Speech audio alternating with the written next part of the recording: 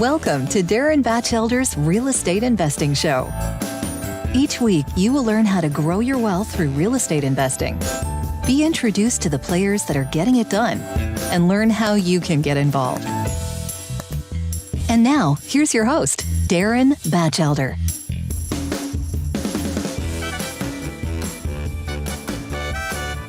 Hello, everyone. Today we have a very special guest. We've got Kelani Blackwell. Kelani, appreciate you coming on the show. Thank you so much for inviting me. I'm excited to be here. Absolutely. So a little on how we know each other. This is actually the first time that we're talking with each other. I reached out to Kelani because I was really intrigued I was at a recent multifamily conference and she was a speaker there. I didn't get to see her speak, but I've also seen her on social media and she's just been getting herself out there. So I actually thought that she was an operator and that she had a ton of units. And usually I ask people first question, how many properties and how many units, but it's come to my attention that she's just going after it now. So we're going to get into that. She's just about to start a fund. And so with that, we're going to learn a lot about how she got here and what she's planning on doing going forward. So I guess first question is, tell us about the fund and your passion and why you're getting yourself out there. Yeah, for sure. Well, first, I want to say thank you for having me and inviting me onto your platform. It's not often that women of color get asked to be on platforms or in spaces where it's, most people don't look like us. So I saw who you've had on the platform, super impressed with your lineup. Vina Jetty is a good friend of mine, and so I was super excited to see that you had her on the show. So she's a lot of fun, and I have a feeling we're gonna have a lot of fun here too as well. Oh, we're gonna have a blast. We're gonna have a whole blast. And if you had fun with Vina, you'll have fun with me. That's my girl. So you're doing good work, Darin, and I don't even know if you know how important the type of work is that you're doing, but thank you for having me. Okay, so I'll get straight to it. The fund, all right, we gotta reverse engineer this question a little bit. I think most people get started in the business, especially at the people that I met at the conference that we were at. They're like, oh, we want to take down some real estate. Let's get people together. Let's raise some money. And that's how it starts. That was not my journey. Definitely not my journey. My journey is much different because I was over here minding my business, trying to, figure out how to make a lane in commercial real estate as a broker. I was with the largest firm in the world for a time, and my team's focus and emphasis was multifamily investment properties. And being who? Who's the name of the firm? I was at CBRE. All right, there we go. All right. Good friends over there. Shout out to my friends over at CBRE. They're wonderful. Fantastic. Wonderful. Great relationships, and they're big supporters of women in real estate, which we'll talk about, I'm sure, at some point here. But, during the pandemic, everyone initially kind of freaked out. I had no idea, didn't really realize at that time that I was in such a cool spot to learn about how multifamily was the best asset class to work with and around, and those relationships that came with that. So, initially when everyone freaked out about the pandemic and, nobody was moving. No one wanted to sell. Nobody was budging, I was navigating as a broker in that space. Not only am I at I am at the largest corporate real estate firm, commercial real estate firm. I'm also, younger than most of those guys and a lot less white, So I had a good time, had to learn a whole bunch. But during that time in the pandemic, my business development efforts looked a lot different than I think most brokers. And those brokers have been around for decades. Why was yours looking different? How did it look different? Well, two reasons. I came from the residential space. And if you know residential investment strategies, you're pounding the pavement. You're direct to seller. You are, you're really getting after it. There's a grit about that doesn't really apply in corporate settings like that. So, I'm like, guys, why aren't we leveraging buyers? What do we do? How do we do this? I was so eager to bring my energy. And plus I'm young. I'm a millennial. I got invited to an app called Clubhouse And I'm like, what is this platform? I don't need another social media platform, but they're like, Kelani, you have to get on here. I do. I'm an early adopter of the app. I search commercial real estate. I find other young people of color, developers, other brokers, people in the space that are all trying to figure out, what do we do in this pandemic? What are you doing that's working for you? What does business development look like for you outside of this normal, let's go make deals on the golf course? Maybe if I was my dad, it could work. So I'm like, how do or we, me, right? I mean, right. I'm older than you, and I like to do deals on the golf course. I have committed to taking golf lessons because I'm like, I got to figure out how to do that. Anyway, it's been fun. I'm not good at it. I'm going to get good at it. I can record me on that, hold me accountable for that. But anyway, so I'm like, what does, business development look like? And unbeknownst to me, I had no idea that Clubhouse was going to completely change my life. I had been in the business, pretty seasoned, and in real estate, just in transacting, right? Transacting is transacting.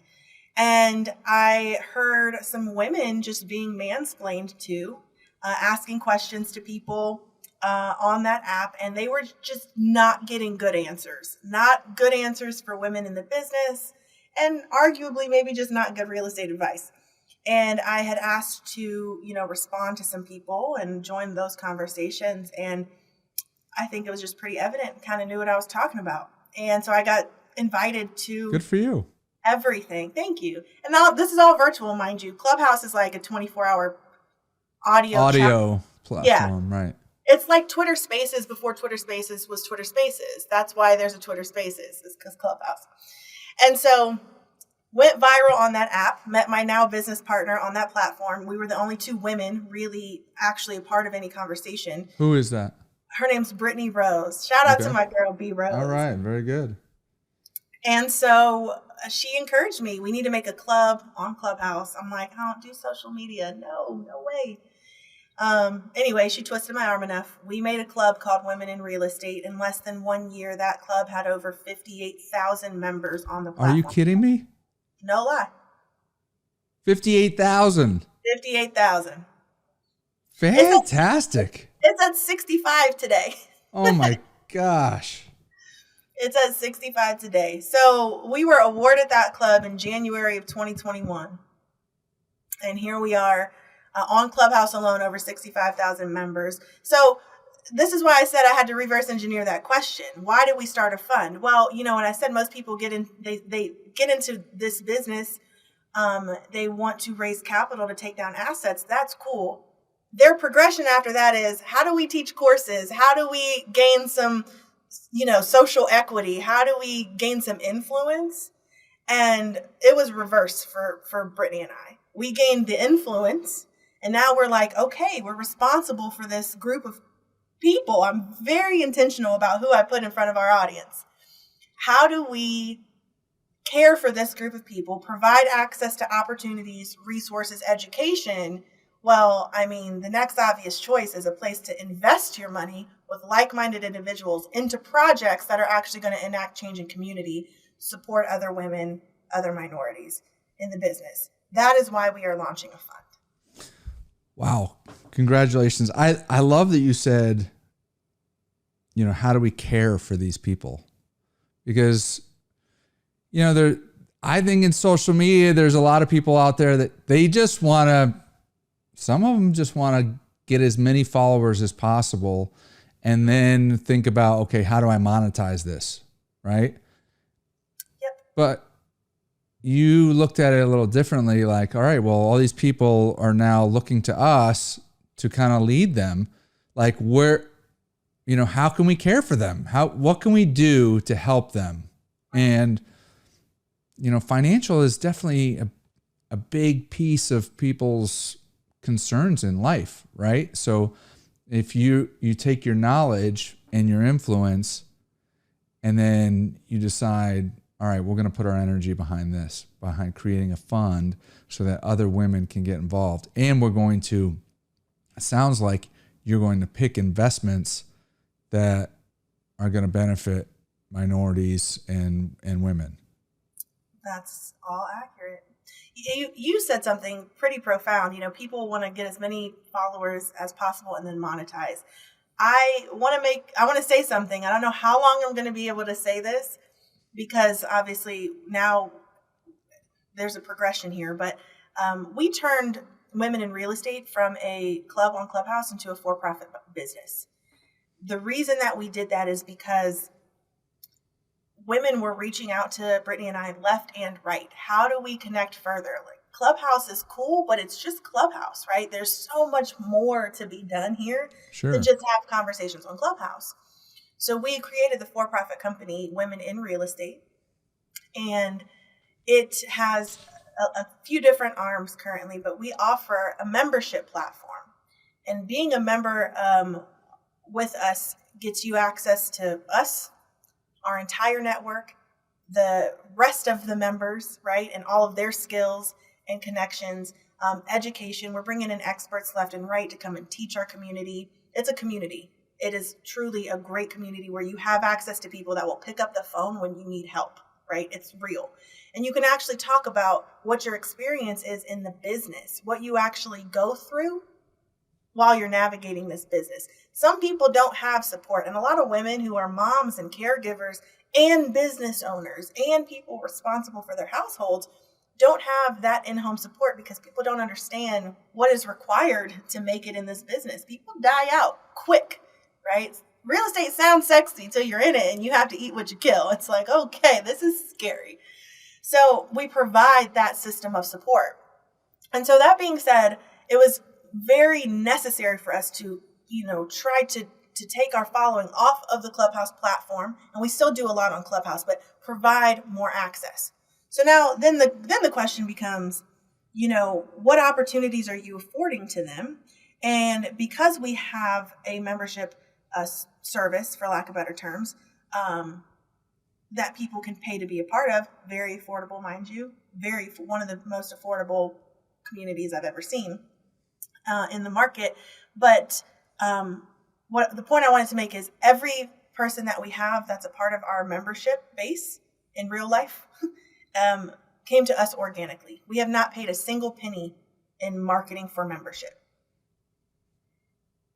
I say I don't know how long I'm going to be able to say that, because now that we are a for-profit business, we're sitting on a lot of content. The natural thing to do would be to scale, but It starts with the advocacy component. Yeah, on that piece, that's a great thing to be able to say. I have some other people that say similar kind of things on the syndication side, where they say, well, I send out one email and then I don't ever, send out a second or a third, they're kind of comparing themselves to other syndicators that maybe put out more.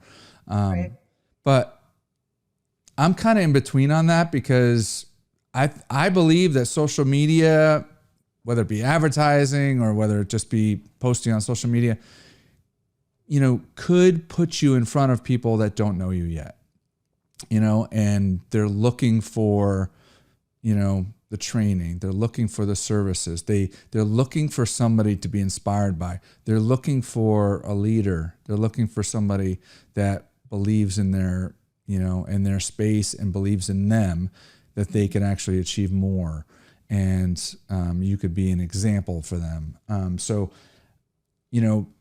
I would say just don't necessarily knock the advertising. Look, there's some people that will see advertising and be like, oh, they're just advertising for money. But part of it is also reaching more people than you normally would reach, right? And if you're providing something that has value to them, I just don't see a problem with that. I think it's good to, get in front of the people that don't know you yet. I think it's good too. We just hadn't gotten there. We're still so new that I wanted to make sure we worked through a lot of the bottlenecks before we, went hard in scaling. And we've done that. And 65,000 members is crazy. The other thing that's on one platform. Now we're on more platforms, and we've got, probably close to 75,000 total across all platforms. That's amazing. And the other thing you're doing differently is most syndicators that I talk to, they go, maybe they were investing on their own, then they go to syndication route. And then if they're successful, some of them will go the fund route.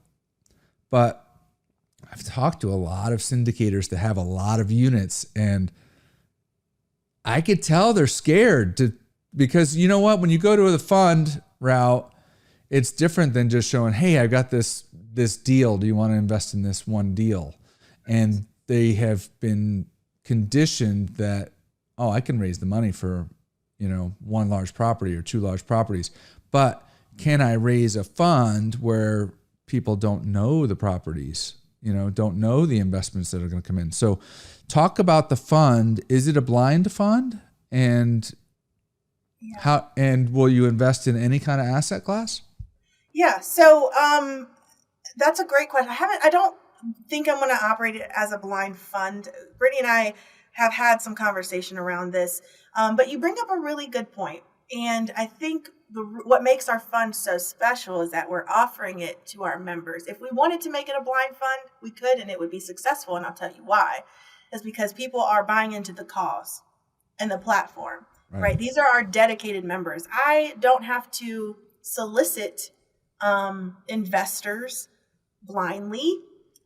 People are already buying into the cause here. And that's because we're leading with, value. Everything that we do for our members, they ask us to do. We didn't create a membership service because I got up one day and I said, hey, I want to monetize. We created something that made sense to help as many people as possible based on what they were asking for. They wanted in-person events. We gave them in-person events. We went on a national pop-up tour last year. Now we're launching local chapters in most major markets that are hosting and facilitating events all over the country.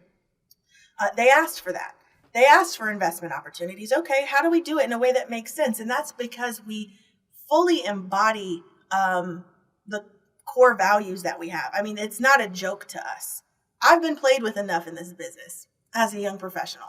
I've been played with enough. I refuse to let that happen on my watch, on my dime, on the company's dime, for our people.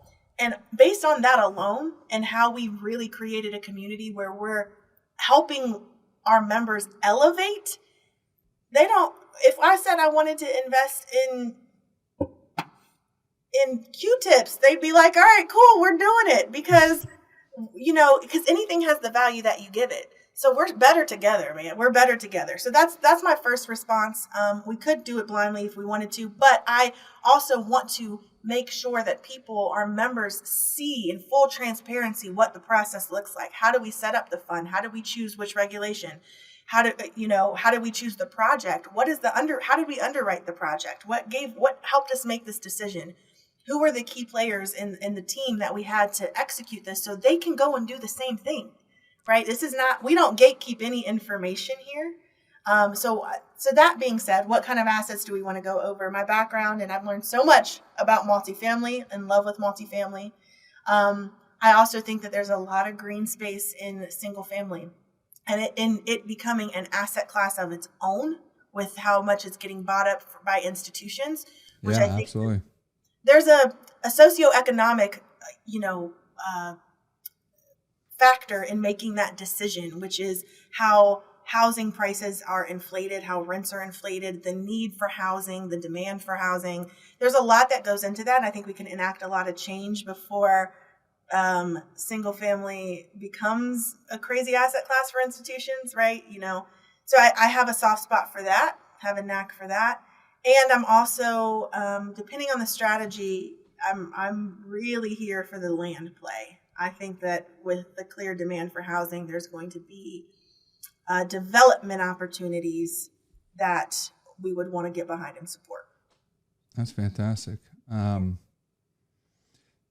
You come at it from kind of a combo perspective. You've got an emotional, and a passionate side of wanting to help and go after it. But then you also have the knowledge of one, before we got on the call, you talked about, being in the fix and flip space and that you did hundreds of transactions there. So that fix and flip, that single family space very well. And then being at CBRE and seeing the multifamily and other commercial real estate deals being transacted. You learned a ton there. So you got the knowledge plus the emotional, passionate side, and you're blending those two to build a community, which is fantastic. Thank you. I feel like I'm living in my purpose, finally, so living in your purpose. How did you decide to actually, we haven't talked about this online, but you left your job and you're doing this full time now. How did you do that? Faith. Sometimes I don't have any answers, but it's really faith. You can't have fear and have faith. When you try to, there's a lot of trailblazing that needs to happen in commercial real estate, and happy to do it. I still maintain those relationships. But when you taste entrepreneurship and I have the energy, I'm invigorated. This type of stuff, it excites me. There's really there wasn't much selling that needed to happen. It was like, it's time. Women in real estate, or WIRE, we call it WIRE. It has me busy, and if I had to pick where I felt like I was doing my best work, it was there. But I'm also not one of those people, and mind you, I told you, I wasn't a social media. I think some people consider me an influencer now, and that's weird to me.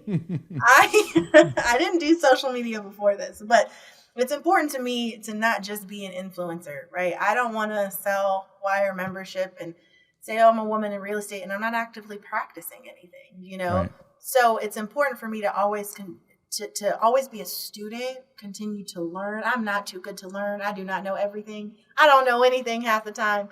If there is a skill set that I bring that's of value to our members, that's, I think, stands out more than anything. It's my ability to be resourceful, find them the answers, find them the connections that they need.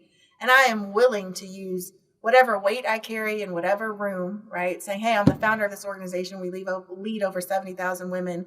I need some of your time. Sure. Happy to do it. Well, for the listener's perspective, here's an example. I've heard this saying when, if not now, when, right? And there are so many people, I'm sure there's people listening to this right now. They have a gut feel. They want to do something, whether it's investing, in real estate, or whether it's starting your own business or doing something entrepreneurial. But fear stops most people from taking that chance. And I'm sure in the beginning, I don't know, anytime I'm going after something new, there's an excitement, but then there's also, it's scary because you don't know you don't have all the answers, and you don't know for sure it's going to work out. But that's part of the adrenaline, the excitement of being in that space. So talk a little bit about that when you went off on your own. Yeah, there was a lot of, I don't know if it's fear. It was maybe rooted in some fear, but I realized I literally cannot lead this group of women. I can't lead women in real estate. Brittany and I both, we can't lead this group and not practice what we preach. And if I've done all of the foundational work that I preach, as far as really understanding my purpose, why I exist, how I live out that purpose, how I utilize my tools and the things that I'm good at, to do those things, why would I encourage someone else to do something that I'm scared to do myself? Right. I had to acknowledge that.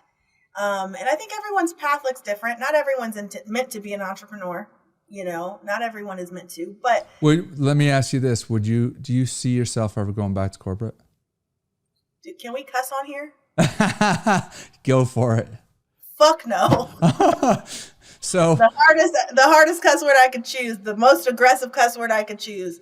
No, absolutely not. And even still, I do other work. I do. One of my other partners is Patty Goodspeed. We're getting into a venture together. She's been in the mortgage business for over 20 years. I'm helping doing business development with her. I'm diversified, But as far as not having complete control over my time and where I spend my energy, that's not something I'm willing to sacrifice again. But I can also understand how someone who's not there, can have a hard time staying disciplined to be in an entrepreneurial role. Yeah, I mean, you have to be self-disciplined for sure. But I don't know, man, this might be too blanket of a statement, but I don't know anybody that's gone off on their own and has gone back. Like, I know people that have gone out and then it didn't work and they pivoted to something different, but just I do. You do know people that have gone back to corporate? So so gone back to corporate. Yes. That's what I'm talking about. Yes, I have, but in a way that it's synergistic to the goal, right? So I think if I worked for Tesla and I have some sort of like engineering background and I said I wanted to take a leap of faith to get into real estate, and then I said, this doesn't work, let me go back to Tesla. I've never worked at Tesla. Don't know Elon. But I'm just saying, right? A completely different field and space. I've seen one person do that, and it was all fear-based because they came out, hit the ground running, got really risky in their investments, and everything kind of didn't pan out the way it did. And so they went back to that. Then I've had a person take a position at a commercial firm, and that was still progression for them in that right direction. That's the cool thing about women in real estate, right? There's not ever any judgment, and it's like whatever your path is, let's figure out what works for you. But the point I wanted to make in that is the synergy point. The person that went back to that comfortable space got into short-term rentals. And so what's really funny about being in the influencing space is all the other people or folks that are considered like gurus and stuff, and they all sell products on everything. And there are products out there that sell you on cash grab things, right? Short-term rentals or arbitrage, or even the people that like went haywire over crypto and NFTs and, whatever is, getting me that profit or that cash flow the quickest. Those type of things, especially when the market does what it's doing now and it cycles, do not sustain. Those are the people that I'm having to like take back to the drawing board and say, what made you do that? You said you wanted to be in real estate. You wanted to become a developer. You wanted to be a syndicator. Why did you get distracted? That wasn't serving your purpose. What is your purpose? Why are you doing this? Having those introspective questions. And man, we've seen some really deep revelation happen for people. And getting them focused and staying consistent has created some beasts that come out of our women in real estate community. I'm sure. So I say that you have to decide and then commit. And you did that. You made the decision to leave and start, leading this group. And it sure sounds like you're committed to making it happen. Well, time will. I'm so deep into it. Time will tell. But hey, so you brought up a number of times multifamily. Like this show, most of the people I bring on the show are focused on multifamily syndication. So why do you like multifamily? You were in the single family fix and flip space for a long time. Why do you like multifamily so much? I like multifamily particularly just because a lot of reasons. If I had to give you my top reason outside of the obvious, right? We know having multiple doors, consolidating costs, understanding, overhead and expenses, cash flow, returns, all of that good stuff. I'm a fan of it because it actually impacts the community. And I don't want to sound like a broken record, but, I think that there's this misconception that anything community-based is also charitable, which is not true. Community projects can be profitable.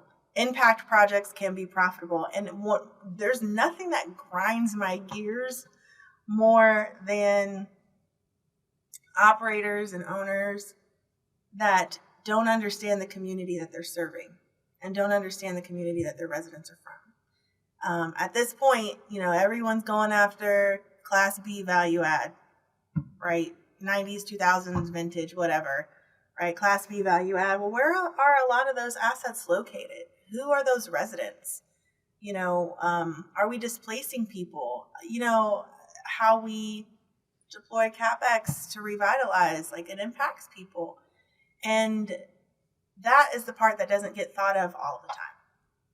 And I could say that I'm guilty of that.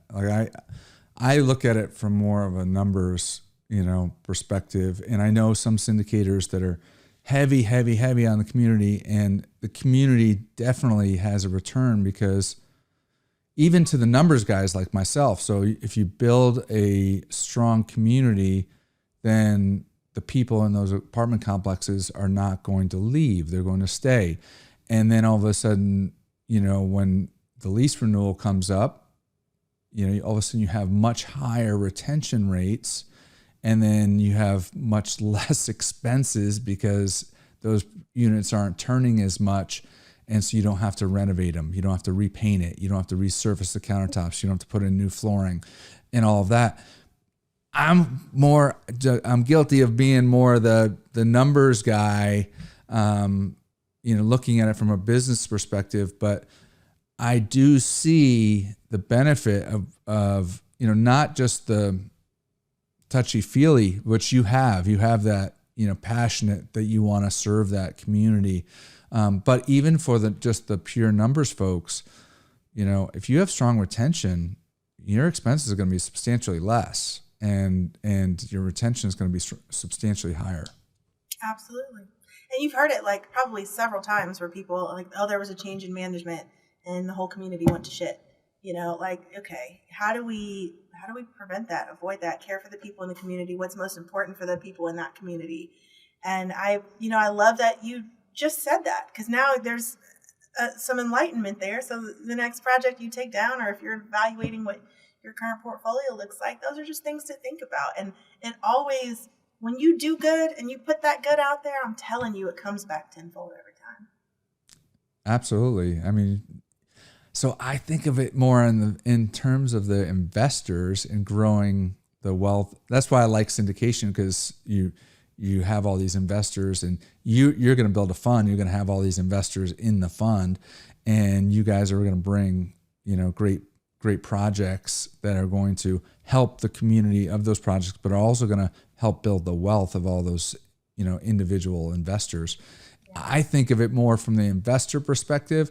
I know a number of people, and I would put you in that camp, that look at it from, the people living in that community perspective. Now, don't get me wrong. I love when I walk across the parking lot and somebody knows I'm one of the part of the ownership group and comes by and says, "Oh, I love what all the money you guys are putting into the property, and my kids love the new playground, or we love the new paint scheme, or whatever."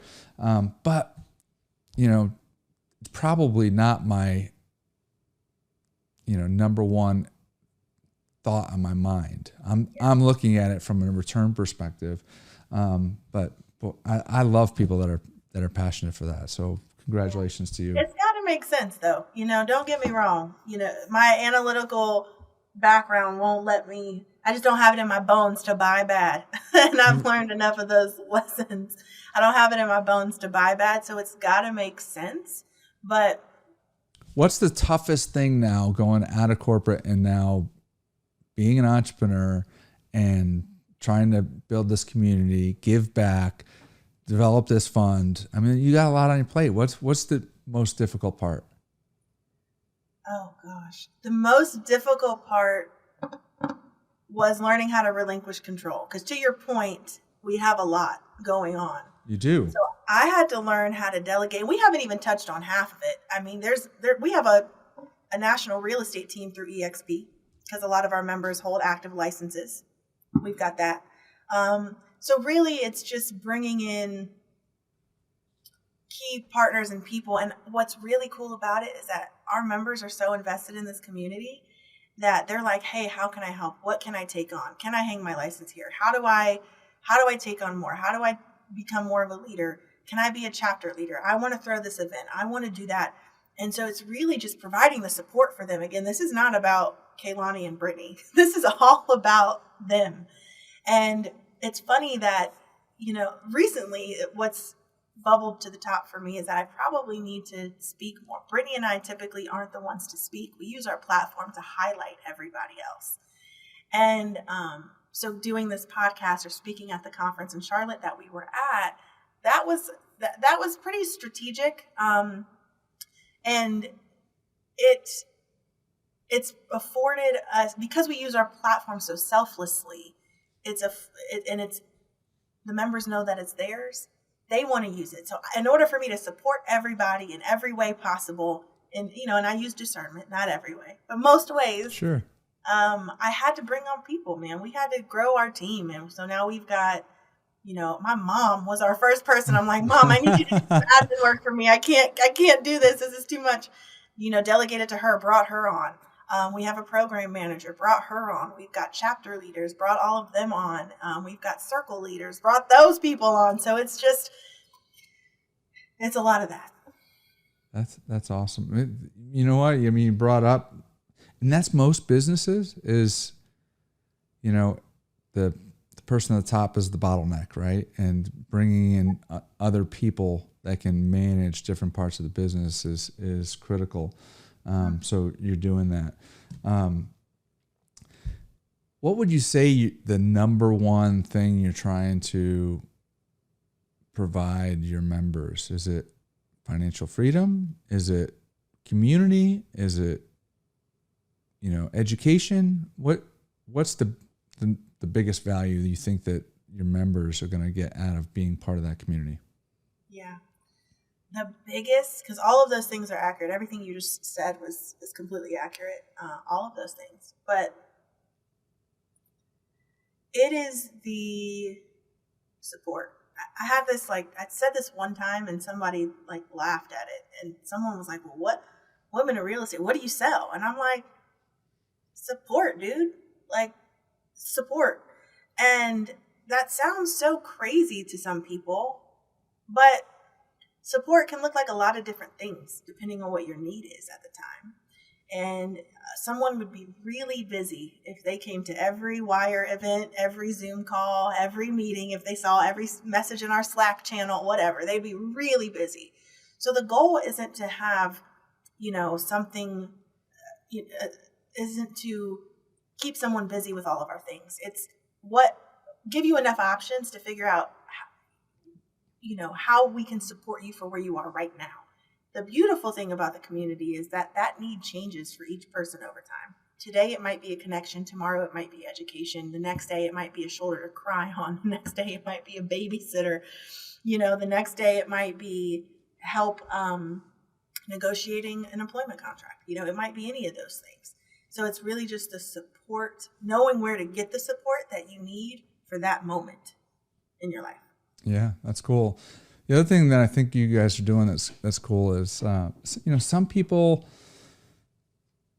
they don't want to go out and tell anybody what they're doing until after they've accomplished it. So I want to build a fund or do a syndication, and then maybe I'll go out and post about it or tell people about it or whatever. But just like you said, there's people at all different stages of their journey, and each person is different, which is so great about life. Somebody might be really connect with somebody that is just learning the space, but can't really relate to somebody that's been, super successful. Somebody wants to get their first deal. They might really like watching somebody go through all the steps and learn from that versus learning from a syndicator that has 5,000 units and they feel like, oh, well, I just can't relate, So you guys are providing different, it sounds like it at least, providing different services and education at different levels for different groups, and they can grow into different areas as they go on. Right. And it sounds, when you say that, it sounds kind of vague. Like, well, what exactly is the thing? what's really cool about the makeup of women in real estate, and I've got some demographics I can share with you later, but who is the makeup of women in real estate? We've got people. Who is it? We've got, first of all, let me just say, we've got men that are members of WIRE, and I love it. We are inclusive. Men. All right. What's the percentage men versus women? 4%. All right. 4%. So 96% women. Absolutely. Right. But our guys that are a part of our community, man, they show up and support. Not only are they using their voices to support us, they realize you can learn something here too. You don't just have to go learn from whoever you think is the authority there. Like, you can learn other things, learn a lot from women. And those include the intangible things, the soft skills that most men don't ever have to worry about, ever. I completely agree. So there's that. But our members consist of real estate agents, new real estate agents, seasoned real estate agents, commercial brokers, mortgage professionals, syndicators, developers, right? And everything in between. Anything that you can think of. I've got title rep that's a part of women in real estate. I've got a couple of attorneys that are members of women in real estate. So everything in between. And then they're all at different stages. So I think what's really cool about the community is, depending on what you're looking to get out of it, folks that are new in the space, they're like, how do I get educated? How do I align myself with the right people? Folks that are seasoned in the space are like, what's the next thing? What's the next thing? I need to keep my ear to the ground. How can I help some people, bring them up? What are you guys seeing that I'm not seeing? Because I've been doing the same thing for the last 20 years. Right. They get something out of that too. There's a lot of mentor-mentee relationships that come out of WIRE. So it's really whatever. Let me ask you about the fund again. When do you suspect, what's the target kind of rollout for the fund? And when do you think that you'll purchase your first investment? And will you purchase multiple investments in the same fund, or will you create fund 2, 3, 4, 5? I think it'll be like a 2, 3, 4, 5 thing. Okay. In my opinion, the goal originally was to try to have the fund, to roll the fund out in October, launch in October. I had made some wonderful connections at the conference that we were at in Charlotte, and I think that this might actually turn out to look like a joint effort. I can't talk about it yet, but there is someone with a much larger platform than what we have that is really supporting our cause. Awesome. So that might change the trajectory of things just a little bit, but I think it'll be a very beneficial partnership if things shake out the way that I think that they can. That's the power of networking, right? I mean, one contact can all of a sudden change. Hey, look, I've got this platform over here. You've got this platform. If we come together, we're stronger. And that if you don't put yourself out there, you'll never meet that person, right? Right. So you guys are putting yourself out there. So that's a good thing. Well, you said something earlier too, and I didn't want to gloss over that. I think you have to accomplish something before you put yourself out there. I'm not an expert at all things. I know what I know, but I'm not an expert at all things, and I don't ever claim to be. I think there's a lot of imposter syndrome, but I also think that that's why I resonated so well with people online and on Clubhouse, is because I never claimed to be something that I'm not. If there's something I don't know, I will tell you I don't know, but hey, let me figure out who we need to tap on to find out how we can learn this, what course we need to take to learn. And a lot of people, I think, struggle with that. Struggle with what? Imposter syndrome. Especially women who are navigating spaces where it's like, we're supposed to just be grateful for the opportunity to be there. You know what I mean? Or you have to prove yourself in a certain way or know, and it's like, that just is absolutely not the truth. And I pride myself in operating in truth. And so I realized people just resonated with me. If you ask me something I don't know, I'm not going to pretend to know. I have no clue. I'm learning. Right. But that's huge. Being an influencer, being a syndicator, being like, some people are going to resonate with Kelani, and some people are going to resonate with, the guy down the road, like, and that's the beauty of it all. Right. I mean, and the more people you can help, it comes back to you.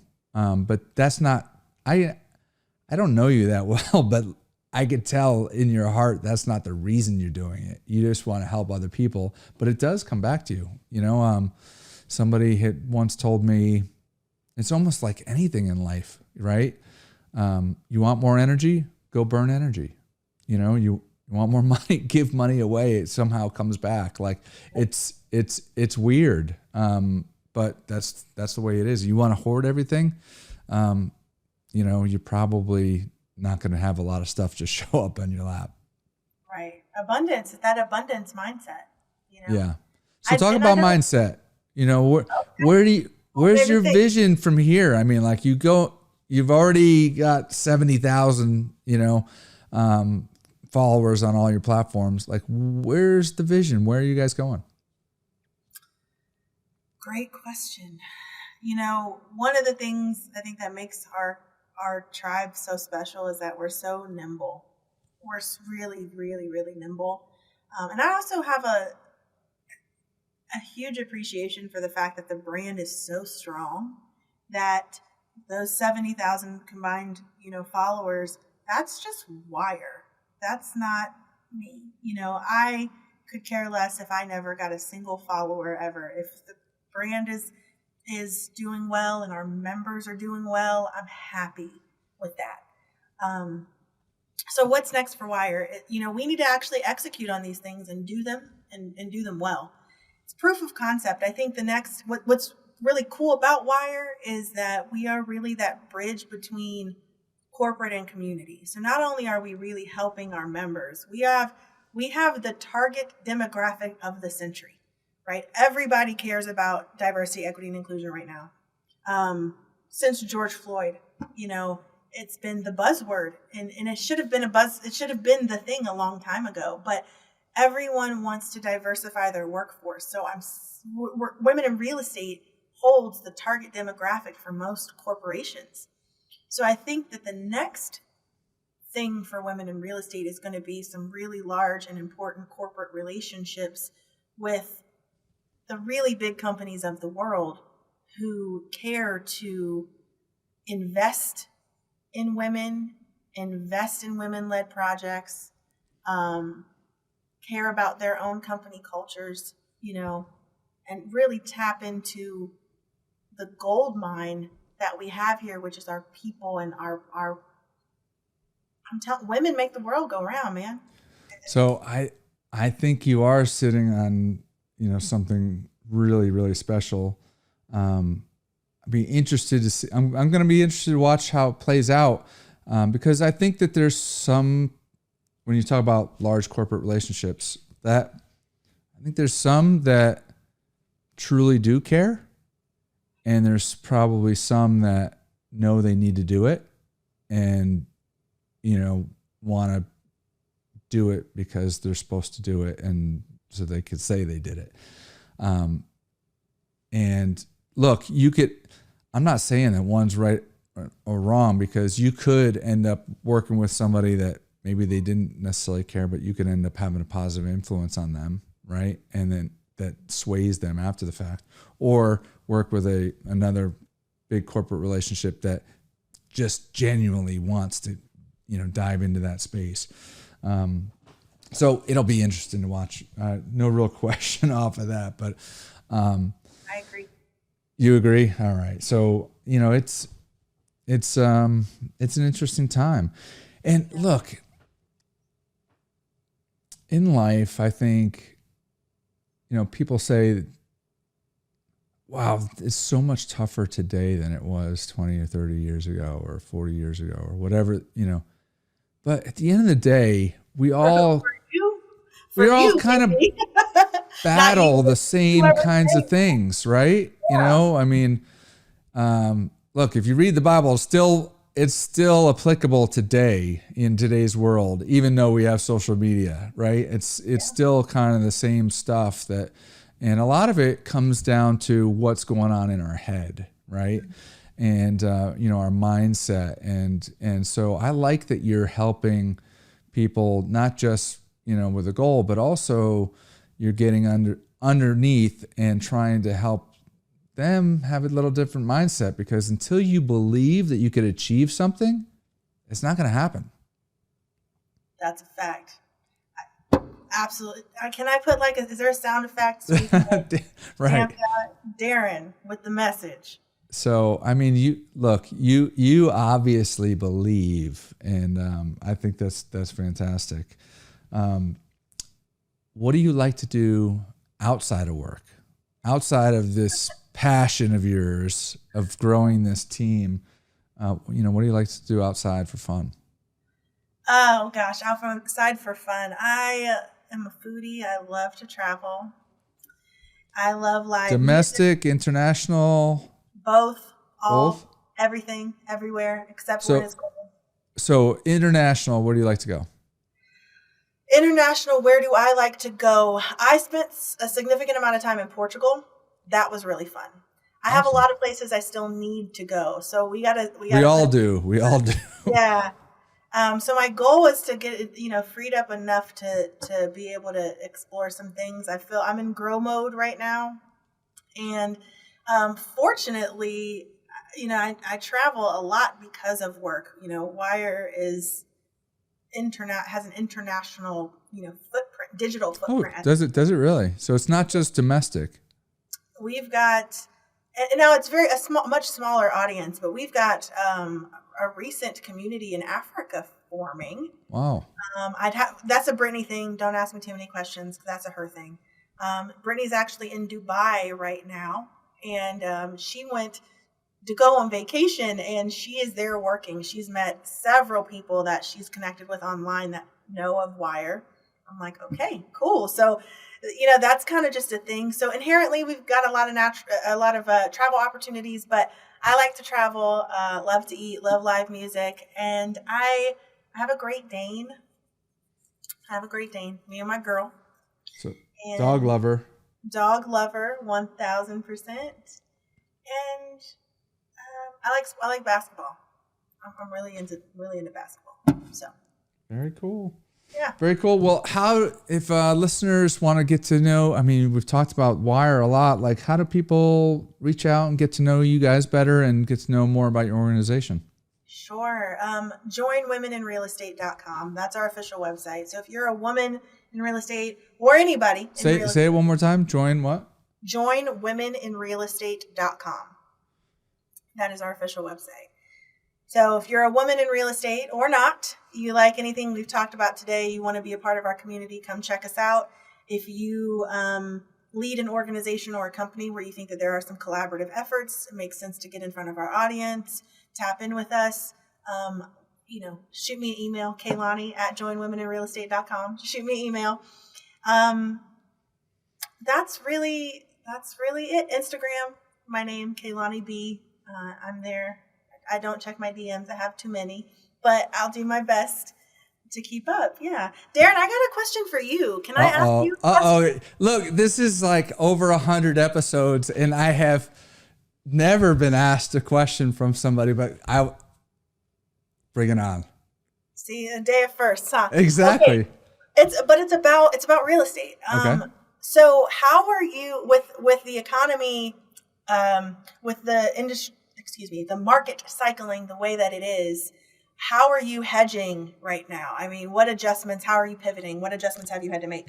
So, like you said earlier, your background kind of plays into where you come into the mix. I've been in the loan portfolio trading industry since like 2002. I was with a large bank, 2002 to 2006, AB and AMRO, and then I started my own company in 2007. I know that this next recession will be different than the last, but where I saw a lot of, whether it be multifamily or commercial deals get hurt in the last Great Recession, 2008, 2010, 11, was when the loan comes due in a terrible economy. So I am not on the sidelines. I know syndicators, some syndicators that are like, I'm out, we're at the top of the market. I've also seen where markets can run a lot longer than you think. So I don't know if we're in a recession, recession's coming in 6 months or 2 years. I'm continuing to buy deals, but I am particular about wanting a loan, ideally that has a 5-year term or greater, because I just don't want to be caught where, 2 years from now, like a lot of people have been doing bridge loans, and that's completely fine. If you can execute on the business plan in that time frame and then refi into another loan or sell it. But if the loan comes due in a terrible economy, cash flow's down, cap rates are up, valuations are down, and all of a sudden the lender's like, I'm not refinancing the loan, or I'm not extending the loan. And I've seen that happen to people, and that's when people have gotten hurt. So that's what I'm doing to hedge in this marketplace. I think that real estate can still be a great inflation hedge. But I have a lot of, it's just important to me to have a longer term so I can come out the other side. Gotcha. No, I like that. Thank you for sharing. There was an article, I think, that came out today. Blackstone still dumping billions with a B in real estate. On real estate. Yeah. Look, I don't know where it's going to go. I do know that, if all those big corporations keep buying up like the smaller, well, I don't know that you can buy $100,000 house anywhere now, but $100,000 to $300,000 homes are getting gobbled up by big corporations. Like, where are people going to live? They can't, interest rates go from 3% to 6%. They can't afford a $400,000 or $500,000 home. Well, they're going to be renters. So, rents could conceivably keep going up. I don't know the answer, but time will tell. And the best we can do, I think, as investors is try to, protect ourselves as much as we can, knowing what we know. Understood. So are you prepared? Are you positioned to deploy more? You said you were continuing to buy, but you're positioned to deploy more capital upon, opportunities for folks that are going to incur the problem that you just suggested, right? When the debt comes due. Yeah. So, that's one avenue. People could say, I'm just going to hoard all my cash and just wait for, these deals to come to fruition. All these bridge loans are going to go bad, and they're going to have to, but, we just also went through COVID, and people thought that was going to be, there was going to be all these great deals that were going to come to market, and, people were going to have to sell, and it didn't really happen, so I'm continuing to buy, and I'm also leaving some money on the side if there is opportunity, but I'm not putting all my eggs. I'm not going all in right now.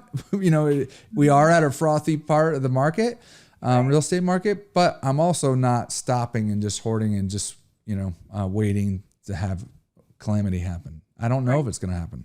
Cautiously optimistic. I like it. I still think, but of all the asset classes, multifamily, people need a place to live, and in COVID, I saw people, deals that we had, and the government saying you don't have to pay your rent, and we still were positive cash flow every month. People want to pay their rent. They want to pay for food, food first, then where they live. Well, and that's the interesting thing to me, when we actually talk about spending or, inflation at that rate, like, I don't know that I've seen spending. I haven't seen enough reports, maybe I haven't read enough, but I don't know.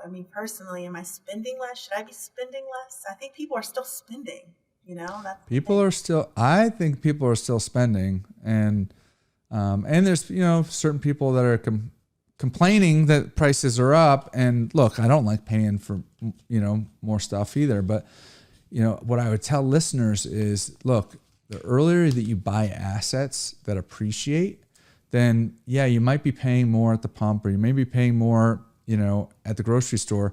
But if you have assets that are appreciating at the same time, then it can help balance things out. But the people that really, really, really get hurt are the ones that don't own assets and they're having to pay those higher prices, Yep, absolutely. Buy real estate and wait. Don't wait and buy real estate. There you go.